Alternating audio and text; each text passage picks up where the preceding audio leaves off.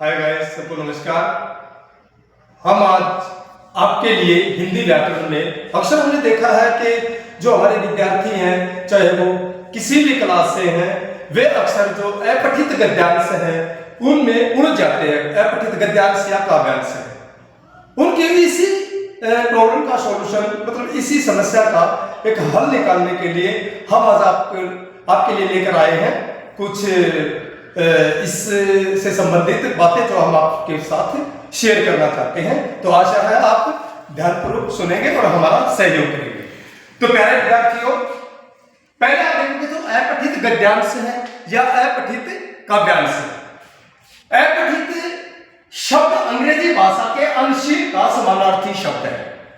Unseen, हम अंग्रेजी में इसको अनसीन पैसेज बोलते हैं और हिंदी में हम इसको अपठित गद्यांश या अपठित काव्यांश।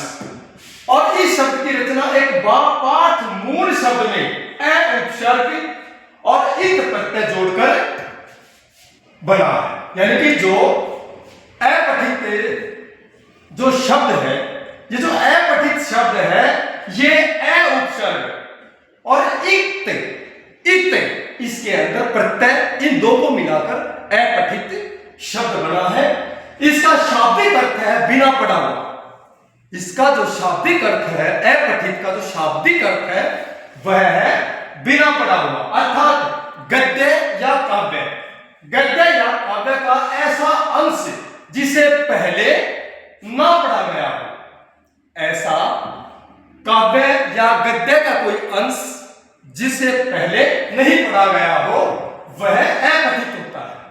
इस तरह के प्रश्न पूछने का जो उद्देश्य है वो छात्रों की समझ, उनकी अभिव्यक्ति, जो छात्रों की समझ है, उनकी अभिव्यक्ति है, उनकी भाषिक योग्यता है, उसकी परख करना होता है, उसका विकास करना होता है कि छात्रों के अंदर कुछ ऐसे शब्दों का विकास हो, उनकी समझ का विकास हो कि वे इन अपठित गद्यांशों को या काव्यांशों को पढ़कर उनके प्रश्नों के उत्तर आसानी से दे सके।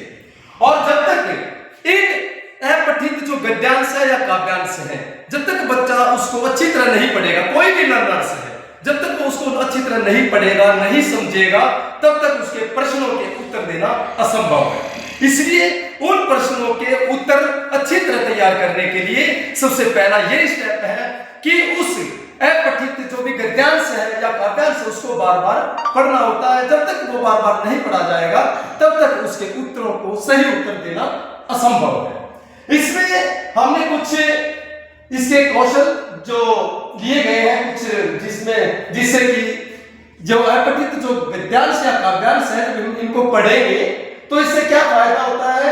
एक तो ये है इनकी योग्यता परख कैसे होती है कि उनकी भाषा ज्ञान बढ़ता है। जब हम इनको पढ़ते हैं अपठित गद्यांश या काव्यांश को, तो इससे भाषा ज्ञान बढ़ता है।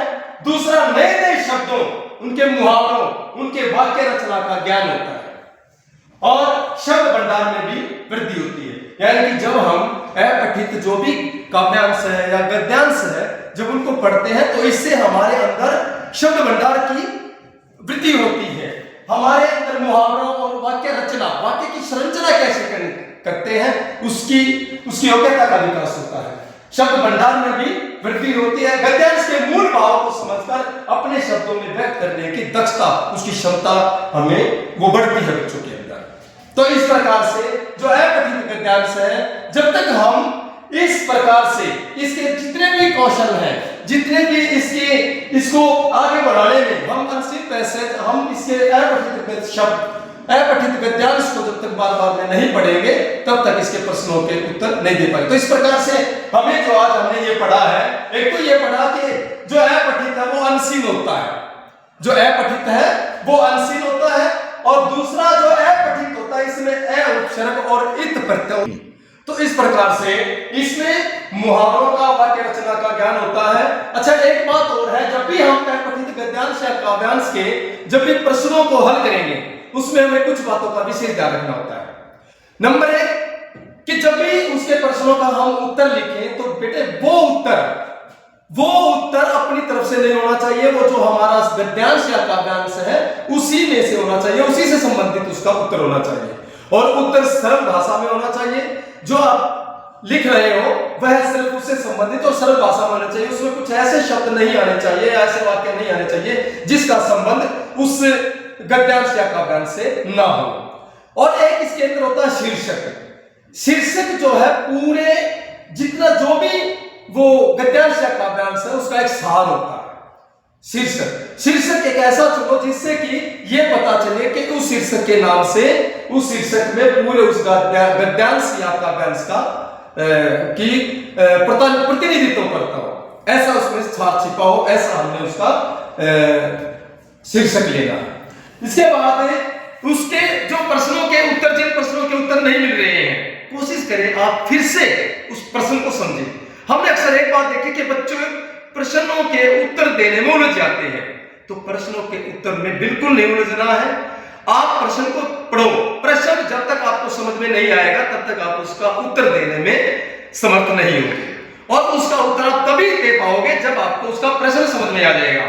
गद्यांश को अच्छी तरह पढ़ना है, बड़ी सूझबूझ के साथ पढ़ना है, और इसके बाद उसके प्रश्न को भी पढ़ना है और समझना है प्रश्न को। जब तक आप उसके प्रश्नों को नहीं समझेंगे तब तक आप उसके उत्तरों को देने में कामयाब नहीं हो पाओगे। तो इस प्रकार से आज हमने ये अपठित गद्यांश या काव्यांश अपठित के विषय में हमने जानकारी ली, और इसकी प्रैक्टिस, इसका अभ्यास हमें बार बार करना है। और इसके अभ्यास के लिए हम आपको कुछ अपठित गद्यांश या काव्यांश देंगे और उसमें प्रश्न लिखे होंगे, तब आपने उसका अभ्यास करके उसको पढ़कर अच्छी तरह समझकर उन प्रश्नों के उत्तर आपने अपनी कॉपी में लिखने हैं। धन्यवाद, आपने समय दिया उसके लिए आपका बहुत बहुत धन्यवाद।